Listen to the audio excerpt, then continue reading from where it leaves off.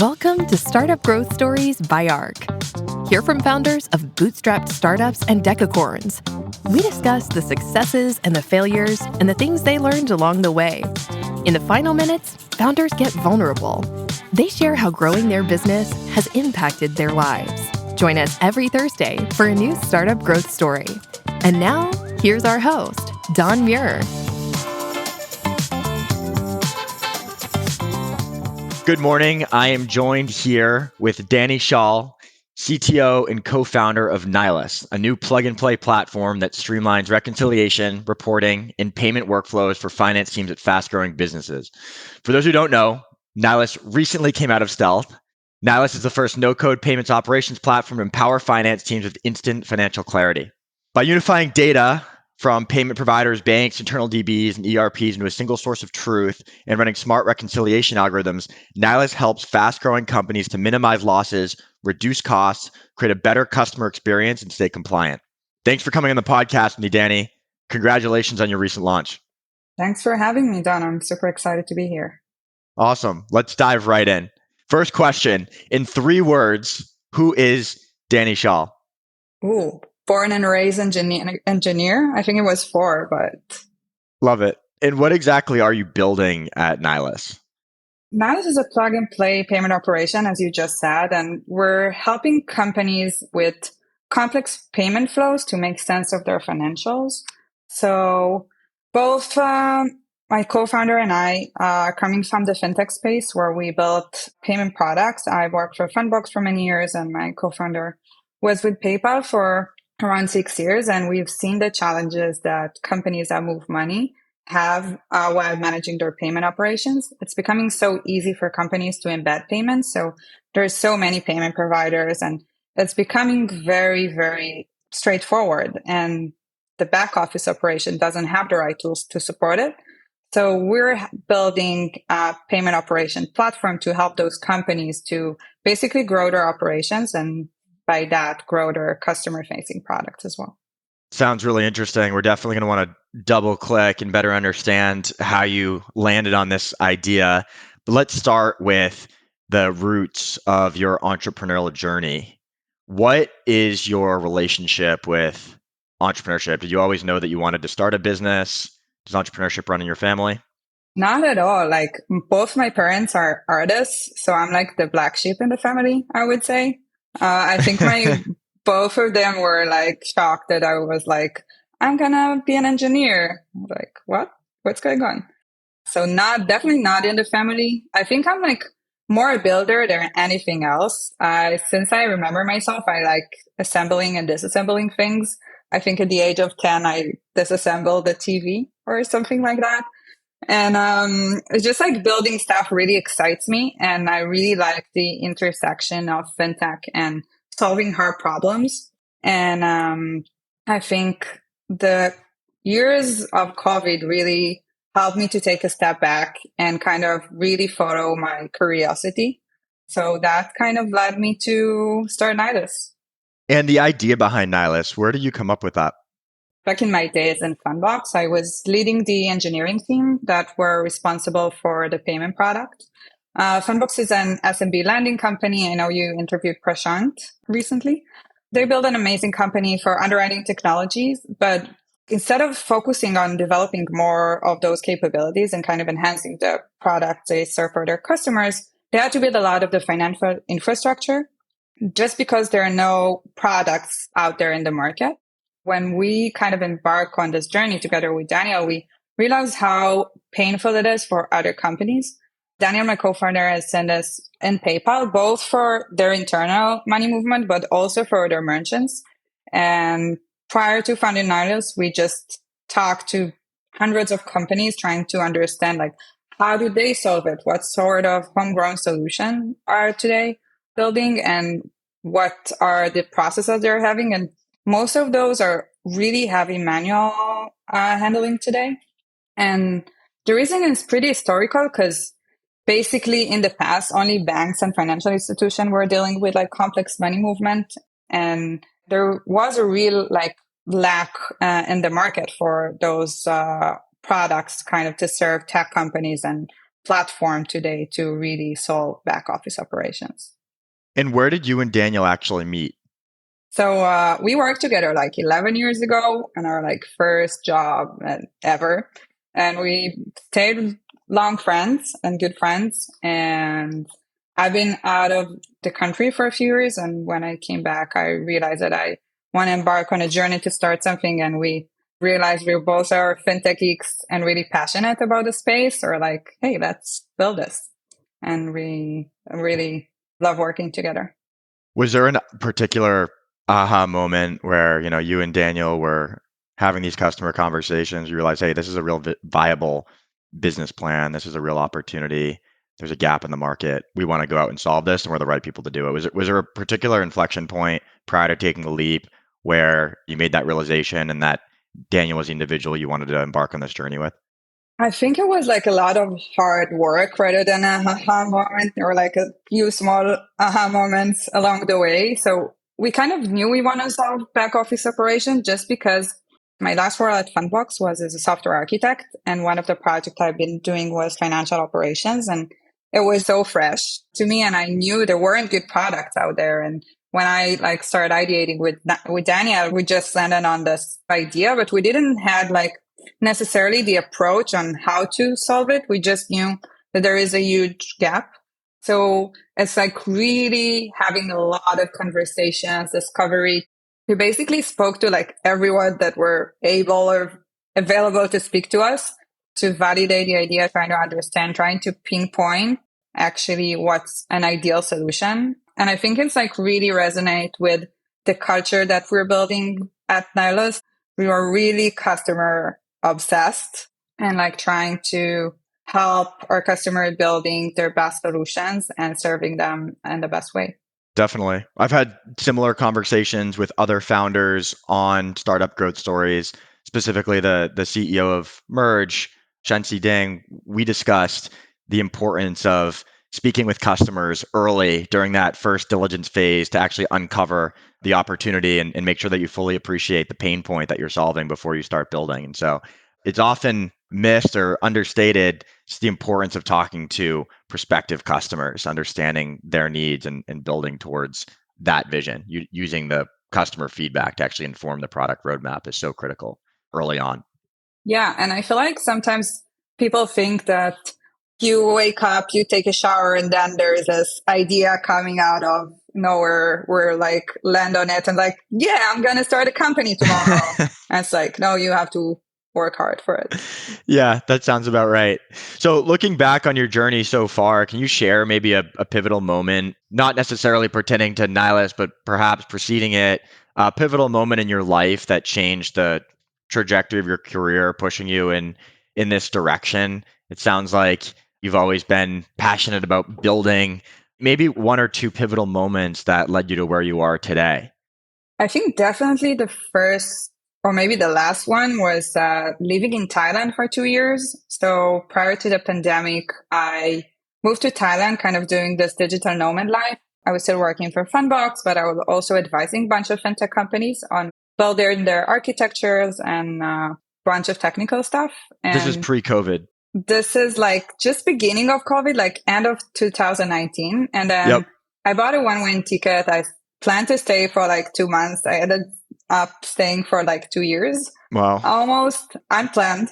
But I think just taking the time and like being outside of this race, I would say I just moved to a country where no one, like tech is not a thing in Thailand. Nobody knows the companies we're talking about.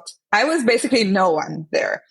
Being no one, being like really observant of like my own passions and just outside of what society expects for me to do, or just being there fully attentive to what I want, really was an aha moment for me. And that really what made me come back and like start Nilus and work in something that I'm really proud of. I would say the second one would be being in the Israeli intelligence force as a soldier. I think that was something that really helped me to shape my strengths, mental strengths, I would say, and like keep pushing hard. Being entrepreneur is not a picnic, I would say. So how to handle stress, how to handle hard situations. I think that was something that really helped shape my career and my path in general.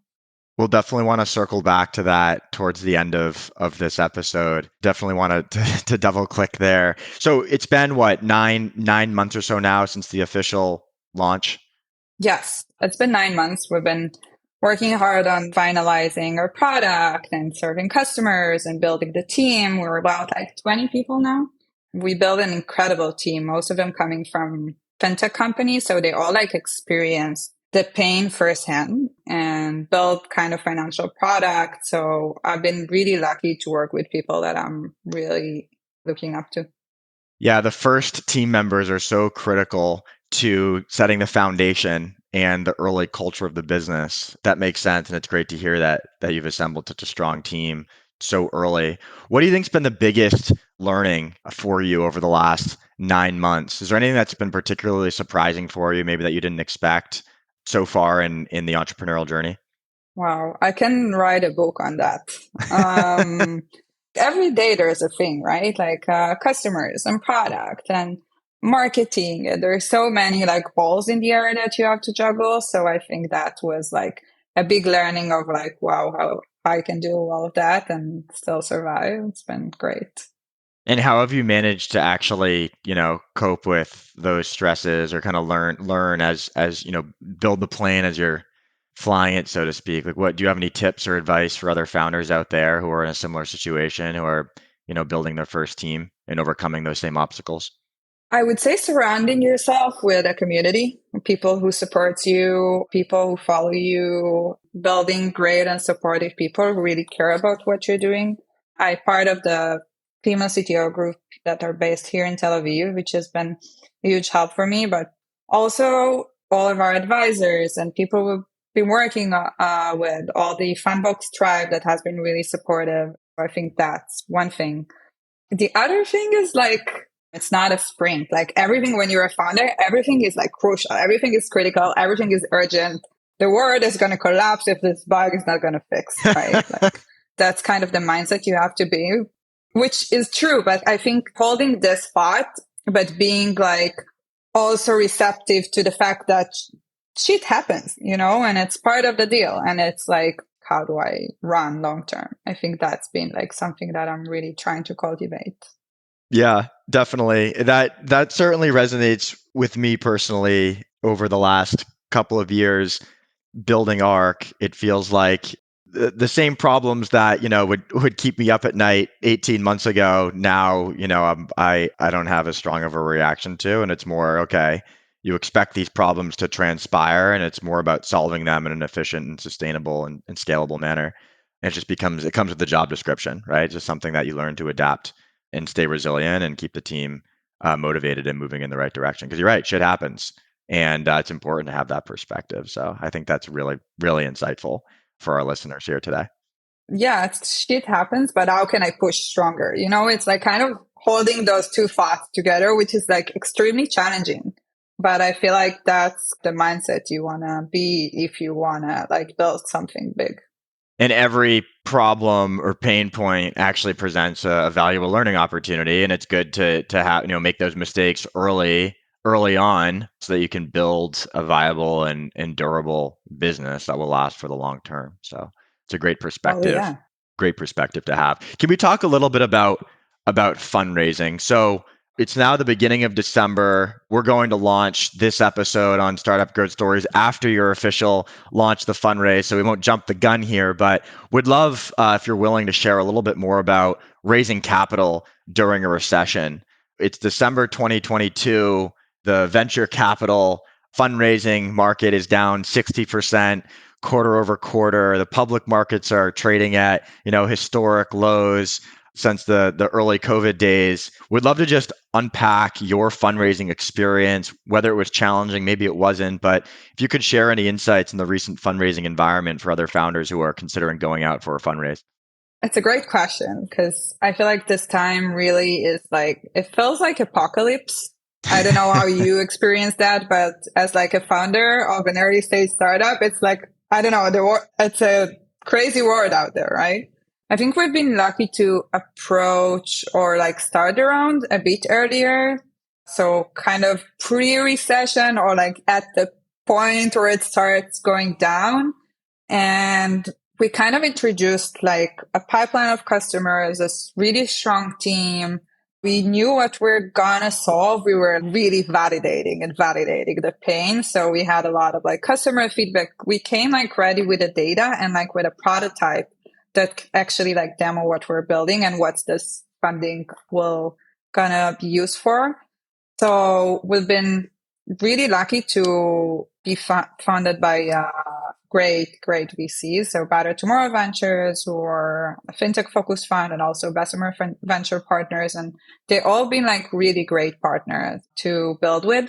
So we feel very lucky to have them all. And how did you go about selecting those investors specifically? It sounds like they're pretty valuable, and you built a strong relationship there. But how did you actually go about deciding who to bring on the cap table and who to give an ownership stake in your business to? So we've been even more lucky to be supported by great fintech founders.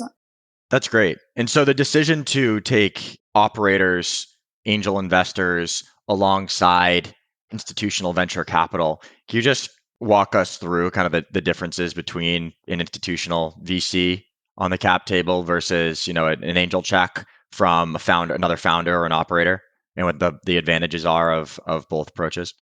Extremely different. We have great investors from the VC side, but they all like look at things holistically, which is great. They look at it from a market perspective and the grand macroeconomic scheme, but we have operators that have experienced that firsthand, so they can give you like customer intel or really bidder for you or ideating and things that VCs cannot really do. So I think it's important to have this balance and have those early supporters that all have done it themselves as well. They can normalize things for you. They can like resonate and also tell you if you're doing something wrong. Like, this is so important.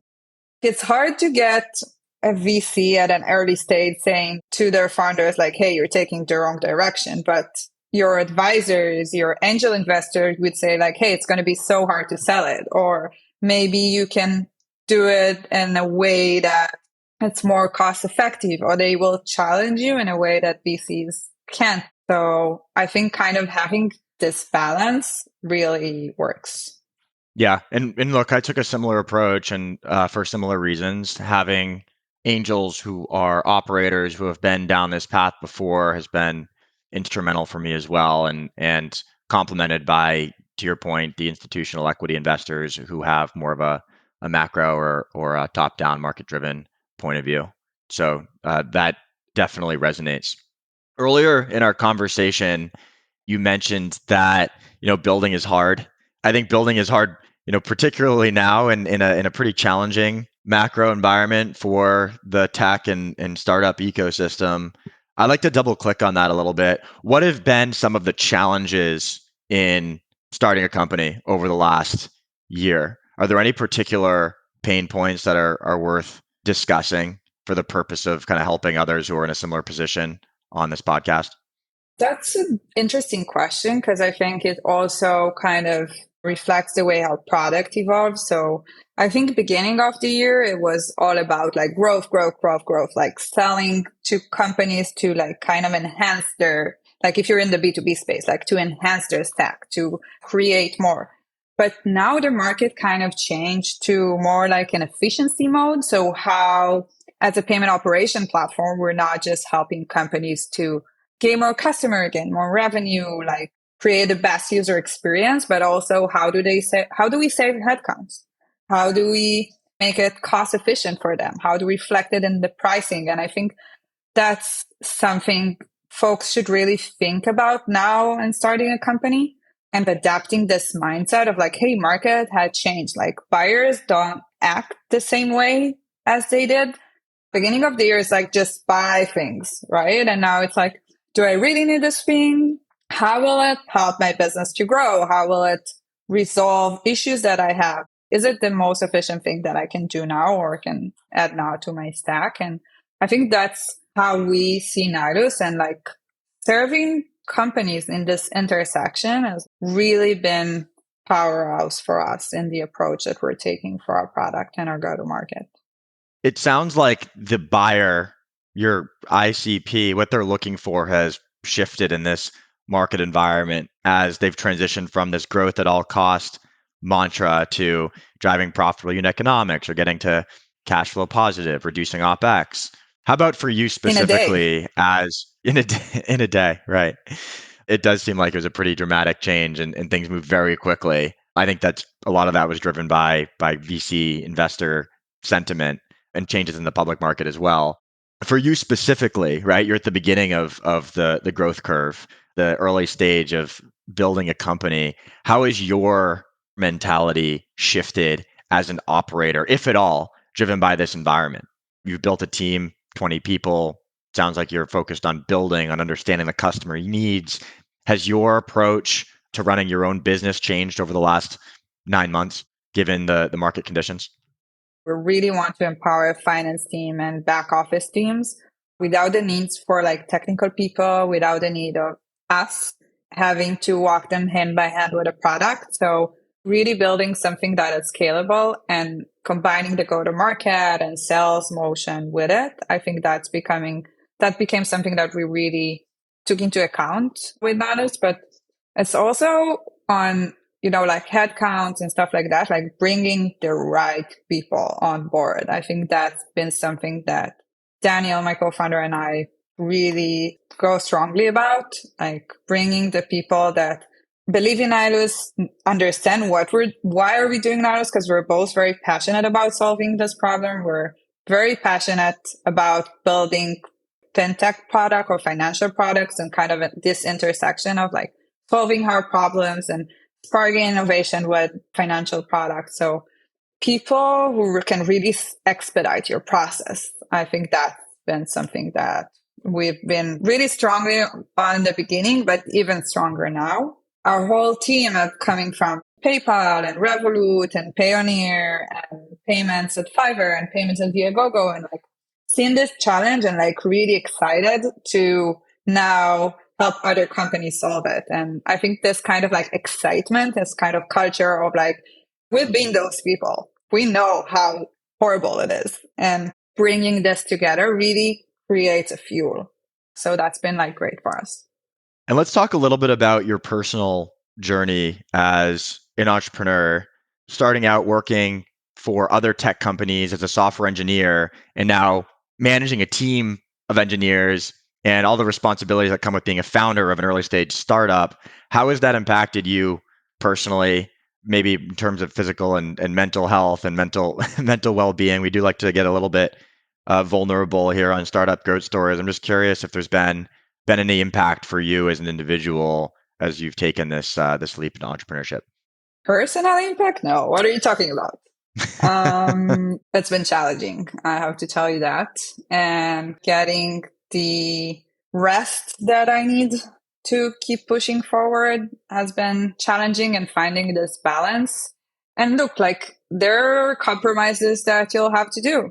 You're building something big. I'm sure that you're familiar with that. Like you cannot do everything. You cannot excel in everything. You cannot have a social life and be like the best athlete and exercise and have the best nutrition and still like work 12, 13 hours a day. Like it's impossible, which this journey requires, right? So I think, yes, there has been kind of compromises taken, but I won't give up my sleep. I think like good sleep really help you push forward. Sleep is incredibly important. Early on with ARC, there were many sleepless nights working around the clock. I very quickly found out that was not a sustainable long-term solution. So now I try to take time during the week and certainly over the weekend to reflect and make sure that I'm putting my best foot forward. Yeah. And it's like such an easy tip, right? Like we forget about it. People go and do crazy things for their mental health, but it's like so basic just to have a good sleep. So I think that's something that I would prioritize from now onwards. And so what's the long-term play here? Like where are you in 5 years time? who is Nilus and who are you as an operator and as an entrepreneur and looking 5 years out?